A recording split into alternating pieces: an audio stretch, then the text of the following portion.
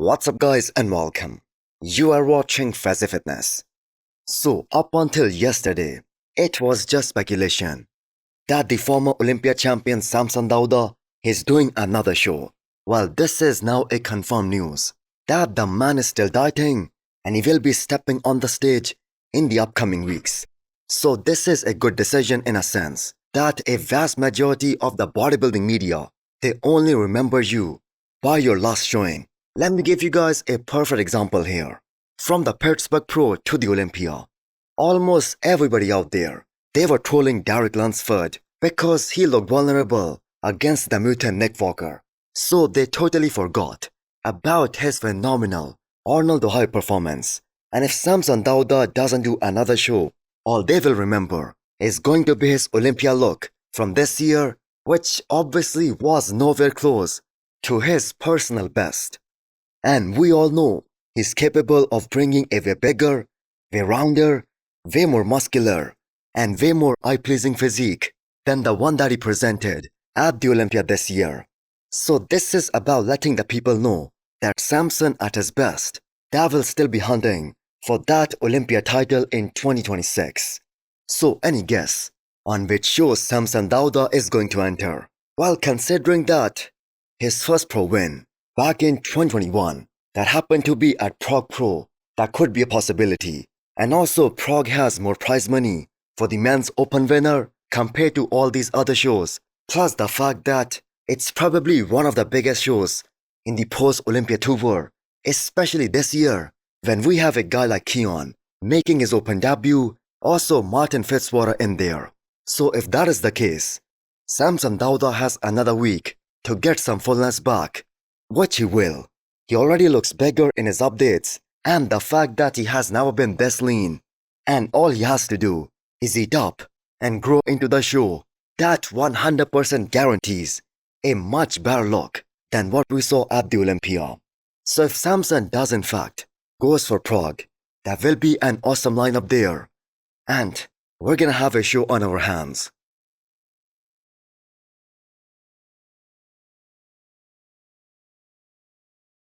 Before you scroll or blink too hard, have you subscribed yet? Please don't make me bring out the emotional blackmail. Hit that subscribe button and turn on the bell icon.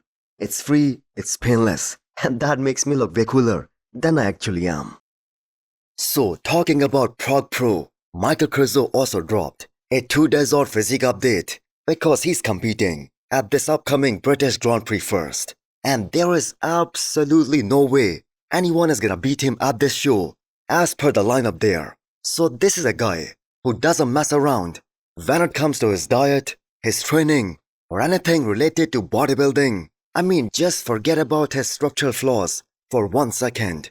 Krizo has been among the most consistent guys in the last 2 years in terms of showing up in a superb conditioning every single time. Nobody can pinpoint a single showing of Krizo except maybe Spain Pro last year when he was injured, where he came in a bit off. And based on these pictures, he looks to be in a really good spot and right on the money to secure a very early Olympia spot. So he just started carving up. But even when the man is a bit on the flatter side, look at the size of this guy, shredded to gills, front to back. So the Olympia qualification for 2026, that is calling him. And thankfully he made a good decision of doing this show instead of just going for Prague Pro. So Krizo is a guy who should be on the Olympia stage every single year. And it's very unfortunate and very sad that he missed out on the last 2 years in a row. So he looks very fresh and very motivated to get that Olympia ticket for next year, this coming weekend. You know, in hindsight, seeing the video and then seeing he's jumping a new coach, where a new coach gets a very fresh body, very conditioned, which is very easy to work with. And it's very easy to bring somebody in fuller in 2 weeks and then just ultimately just nab all the credit, unfortunately. But it is what it is. And I do wish him the best. I do wish his coach the best. And it just sucks. So James Hollingshead parting ways with his coach Chris just a week before the show. That has been a topic of discussion everywhere.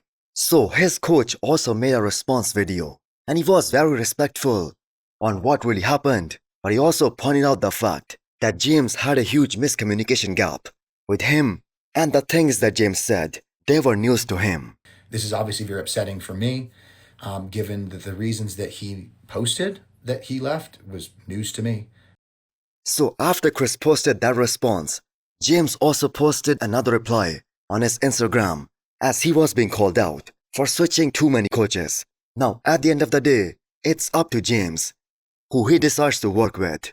But he did mention that this weekend he's gonna show up. So does that mean he will win this upcoming show against Michal Krizo? Now, if that happens, and if James is able to beat two guys, Sasan and Michal Krizo, who clearly have better physiques, far better aesthetics, and a lot better shape than James Hollingshead, then this coaching switch, that is going to be the best decision. So James hasn't tasted victory in a long time now. And just for the record, James wasn't even in the top 5 in his last showing, which was Prague Pro 2 weeks prior to the Olympia. Now, honestly, conditioning-wise, that was a good version of James, but he was so flat and so depleted, and the judges thought there were far better physiques than him at this year's Prague Pro stage. I mean, even a guy like Stefan Matala, who came in totally off for that show, even he was able to place ahead of James in that show. So what are your expectations from James Hollingshead at this upcoming weekend? Next up, we have an update from Justin Badurina, another big and new star from Classic Physique division, who made some crazy improvements from last year to this year's Olympia. So first of all, the man is competing this weekend at Prague Pro, the same show that he won last year to secure his Olympia spot. So he took the whole year off last year and he made some crazy progress in a span of 1 year. He got bigger almost everywhere except for the waistline, which stayed super tight, and in certain shots, it kind of seemed like that his waist has gotten even smaller. So Justin was 14th at the Olympia last year when he made his Olympia debut. And this was also a very big jump in terms of his placings at the Olympia. So he went from 14th to top 10, 9 to be precise, and he was able to beat some very good guys like Matt Grego, Logan Franklin, Breon Ansley, Jehan Park. And do not be surprised for one bit if the man is in the mix for the Olympia next year, because there is a high chance that he will be in the top 6. The improvements that he was able to make all over his physique, especially in terms of his back, that was superb. I mean, the kind of width that he has now compared to last year, that is bonkers. Kind of the same way it was with Chris Bumstead. The quads on him, they were looking huge. The lats were super wide and thick compared to last year. So this guy has classic written all over him. And I am very certain that along with Niall Darwin, he's gonna be one of the biggest contenders for the Olympia title in the upcoming years. So it looks like Akim Williams, he's going to diet for another 6 weeks or so, because he has just announced that he will be defending his title at the Big Man weekend, which happens towards the end of November, and that is probably the last show of this year. So Akim was very disappointed with his placings at the Olympia this year. Maybe this wasn't the best look for Akim, but before you ask him to switch coaches, just remember, he has had a better track record with Chris Aceto as his coach than any other coach in the past. So Akim competed numerous times, starting from the Arnold 2024 to this year's Olympia, and he brought superb conditioning, one show after the other. So I think it was a matter of Akim missing his trademark dryness on the Olympia stage this time, because if you look at the size of him on the stage, he looked enormous. So he was in that same group as Nick Walker and Good Vito in that initial call out, and he looked very comparable to each and every one of them, especially in terms of size. So last year, when Akim did Spain, he was looking sensational, and I'm sure he will fix that conditioning issue going into this one. So hit the thumbs up button if you liked the video, and smash the subscribe button if you wanna come back for more. Thanks for watching.